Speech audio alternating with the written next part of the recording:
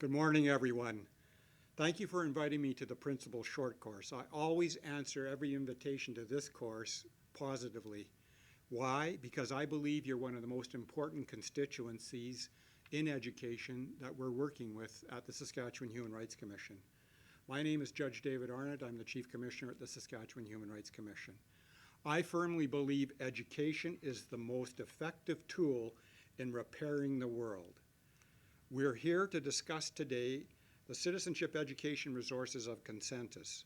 They were created by teachers in Saskatchewan. In fact, Kathy Mills is with us here today, who is a central teacher involved in creating these resources. There were 16 teachers, North, South, Rural, Urban, First Nations, Métis, non-First Nations. These resources were created for Consensus over the course of the last 11 years. I believe it's a fundamental imperative to have these resources in every grade, in every school in Saskatchewan. And I'll be discussing the why these resources are important. Kathy Mills and Sherry Van Hesternen, who are champions for human rights and citizenship education, will be discussing how you can use these resources effectively, and most importantly, the strategic approaches you can use to make sure they go well in your schools.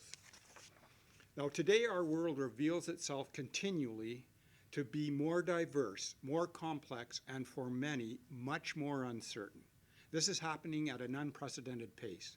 It's happening technologically, culturally, politically, and socially.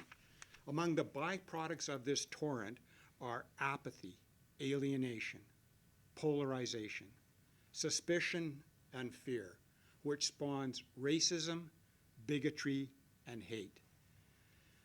Events in Saskatchewan over the last 2 weeks speak to the relevance, the need, the clarion call for action using these materials critically in your schools.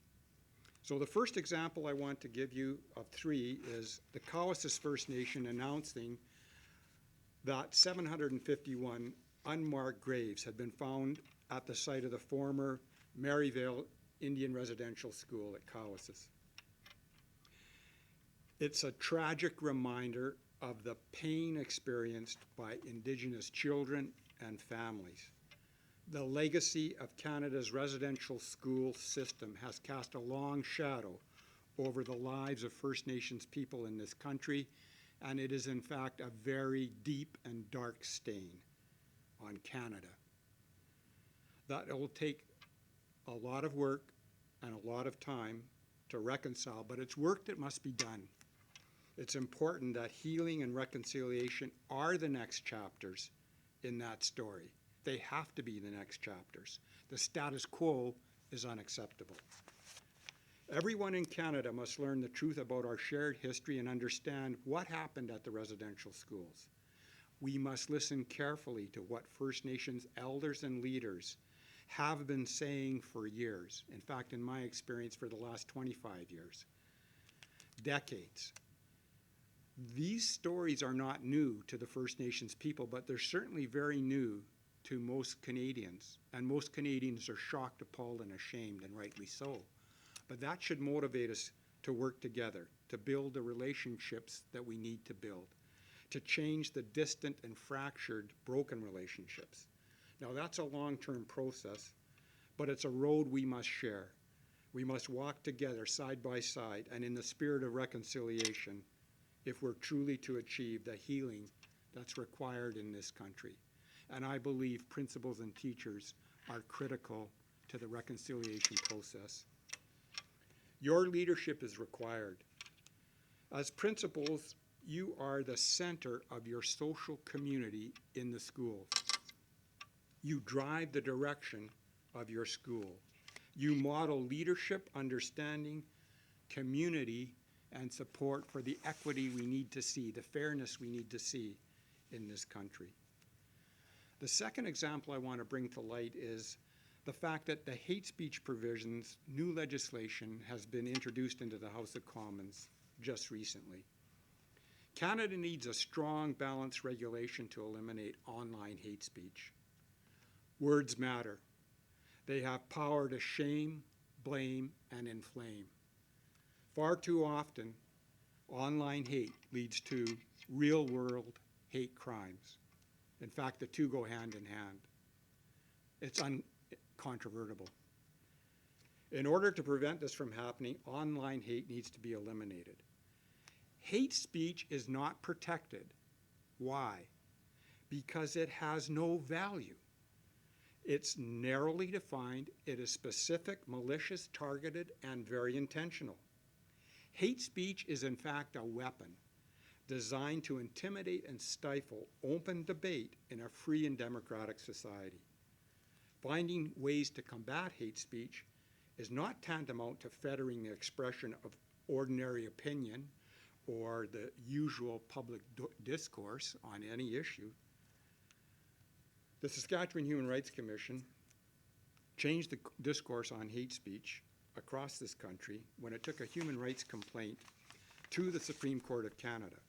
The Supreme Court's unanimous decision in 2013 remains the greatest contribution the Saskatchewan Human Rights Commission has made to Canadian jurisprudence, and now to new legislation, because the words from that important case are now embodied in the legislation in the new Section 13, and we're proud to be able to say we're a part of that.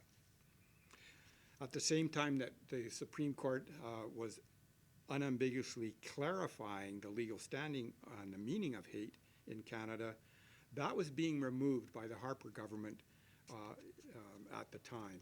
Section 13 was taken right out of the Canadian Human Rights Act.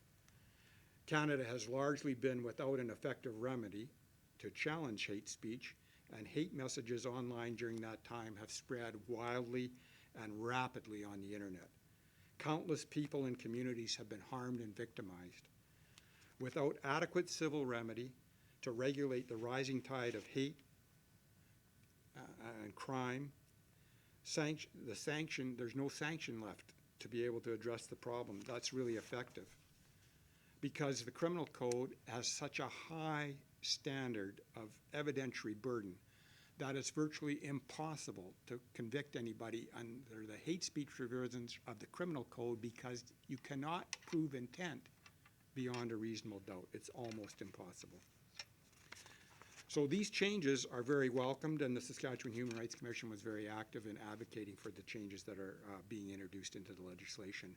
But what we need on these issues is real action, and the tools that we need to address that kind of action are in fact what we're here to talk about today, because they are the K-12 education on citizenship, the rights of citizenship, the responsibilities that come with those rights, and the respect that is due every citizen, so that adults of tomorrow do not espouse the hate that we see today proliferating all around us. The third example I want to bring to your attention, and again, it's recent, within the last 2 weeks, a Muslim man in Saskatoon was stabbed and his beard was cut off as he was victimized in an attack. 2 years ago, the same kind of incident happened, where a Muslim man was walking home in the early morning on a bright, sunny summer day, just like today, and someone tried to run him over with a half-ton truck. He escaped because he was able to use the protection of the bushes in his yard to stop the assault. But that crime is unsolved. It remains outstanding. Now, I give you these examples because that is the motivation that we must all have. The issues, the social injustice, the racism, and the hatred that we see are alive and well in Saskatchewan, alive and well in the community of Saskatoon, and that needs to be addressed. Now, these resources I speak of remind everyone that democracy, in fact, is very fragile. Some citizens take our democracy, our human rights, our freedoms for granted, and that is very perilous. The price of freedom is eternal vigilance. But one cannot be vigilant unless one has knowledge. Education generates knowledge. Education is the answer. Education is the only effective response we have to the crisis. Education provides the pathway to building a better world. In fact, education is the engine of democracy. We need to make a significant investment in our democracy by using these tools to amplify the values of what it means to be a Canadian, the rights but also the responsibilities of the citizenship that we so dearly embrace It's one of the most valuable things that we own. So we cannot afford to take it for granted. Citizens, students must understand this is very precious. This is precious in Canada. We're a very unique country. We have an opportunity like no other country in the world to demonstrate that we can live peacefully in a multicultural, multi-theist, multi-ethnic country. I want to reflect on human rights and remind everybody that human rights made a quantum leap forward in the last half of the 20th century in response to the Second World War. That was called the Rights Revolution. It was the world's response to the Holocaust.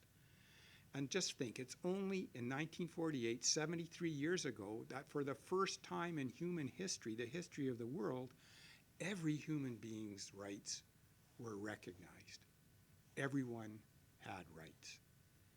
So we saw the culmination of that in the rights revolution that happened in the last half of the last century. Now, in the first half of the 21st century, I want you to be part of the responsibility revolution. And I'll explain why that is crucial, and why you need to be a part of what is fundamentally a protection and an investment in our own democracy.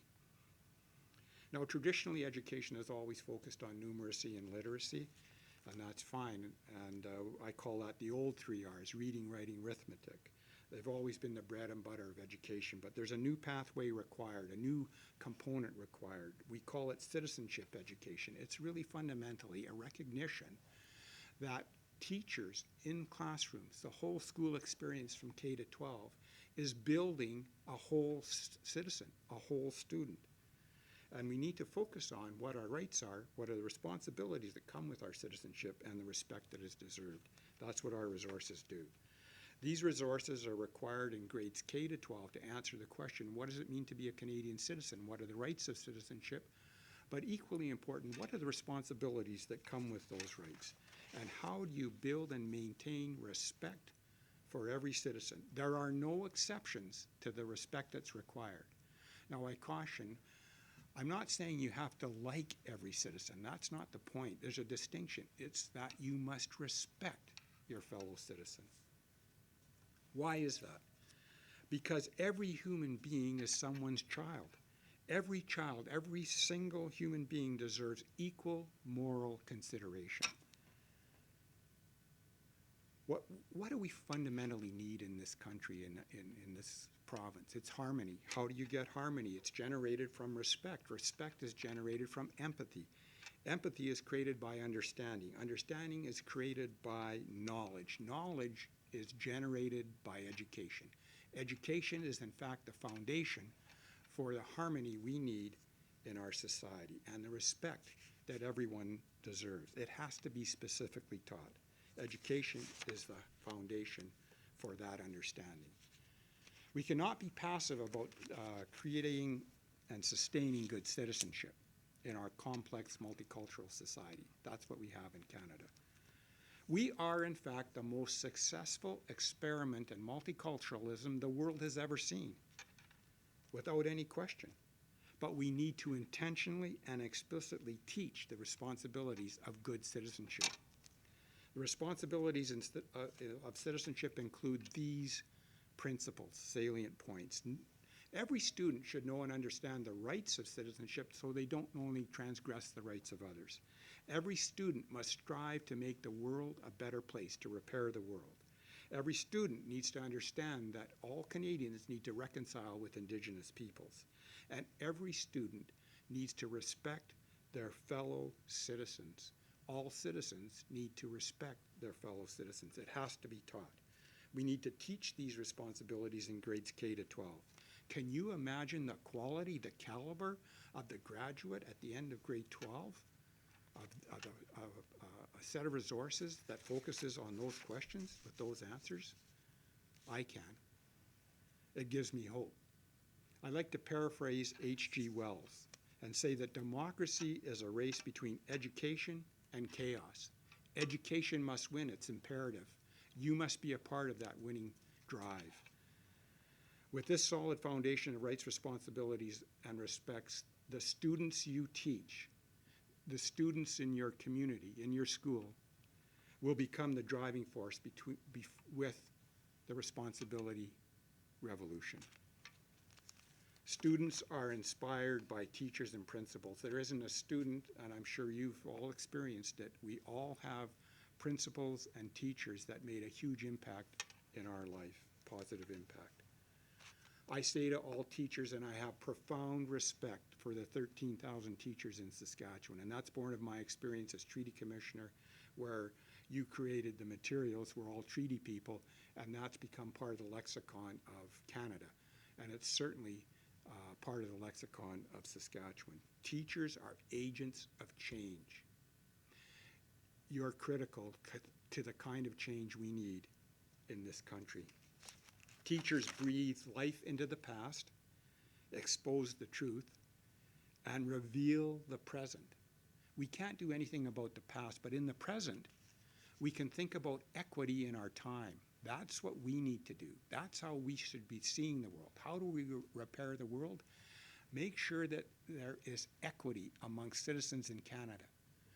You know, drive down the inequity.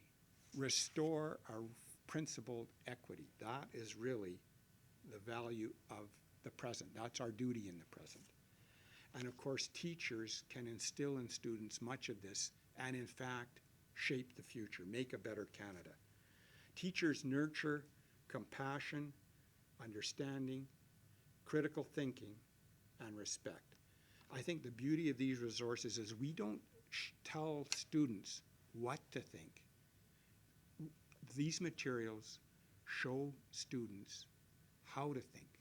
What they do with those skills is up to them. But that's the beauty of these materials. So there's an old saying, don't wait until you're thirsty to start digging a well. Well, 11 years ago, Consentus started building the well of citizenship education, and Consentus is essentially an arm of the Saskatchewan Human Rights Commission. It was created in 2012 so that monies could be generated from the province of Saskatchewan directly to the foundation. But essentially it was the idea of the Saskatchewan Human Rights Commission, and it's been put into practice by the Saskatchewan Human Rights Commission. So I feel that this well that we created is just in time because the world is thirsty for a responsibility revolution, and these materials answer that revolution. In fact, the citizenship education is happening right now in many classrooms in Saskatchewan. Now there's a secret I want to tell you here today, and that is this. There's one subject area mentioned in the Education Act, and there is only one. It's not numeracy, it's not literacy. The only subject matter that is mandatory to be taught in every grade in every school in Saskatchewan, and this comes from Section 184 of the Education Act. It's been in place since 1940. It's this: citizenship education. Citizenship education is mandatory in this province. Citizenship education has the strongest legislative base than any other subject that's ever taught in schools. It's fundamentally mandatory. It's been there since 1940. It hasn't been optionalized the way it should. It hasn't been maximized the way it should. These materials do that. These materials allow principals to guide their school, to guide their teachers, to guide the students in the school to a better citizenship quality. That's what this is. That's the beauty of this. And it's mandatory. It's not, you do not have an option. That's what the Education Act says. It's the only thing that's mandatory in education, and you need to do this. So you've got the backing of the legislation. You can't get a stronger backing than that. But you also have the backing of the Ministry of Education, the Minister of Education, who thoroughly supports these materials, as well as the Minister of Justice, who's been supporting these materials over the course of the last 11 years. So this morning I just want to say the rights revolution was created by lawyers and judges in courtrooms. The responsibility revolution will be created by principals, school boards, school community counselors, and most importantly, teachers in classrooms. The responsibility revolution will be created in classrooms. I have hope for a better future, because I know these materials are strong. The future I see is one where rights are embraced, Responsibility is the norm, and respect is paramount. I want Canada to live up to the challenge that the Prime Minister said in 1982 when he patriated the Constitution to Canada, of course, for the first time. And what did he say? Canada stands as a testament against the history of mankind. It's a challenge. It's a challenge. But we live in a multi-theist, multi-ethnic, multicultural Canada. It's one of the countries that most people aspire to belong to. Most people look at the citizenship rights and responsibilities we have with great envy. We're unique in the world, but we need this investment in education so that all students realize and all citizens realize the power of what we have. I say to you today, principals and teachers, the people participating in the Principal Short Course, your role as principals and teachers in the responsibility revolution is to ensure that our children learn the responsibilities of citizenship. Human rights and democratic ideals depend on you to ensure that that happens. The future society our children will live in depends on you.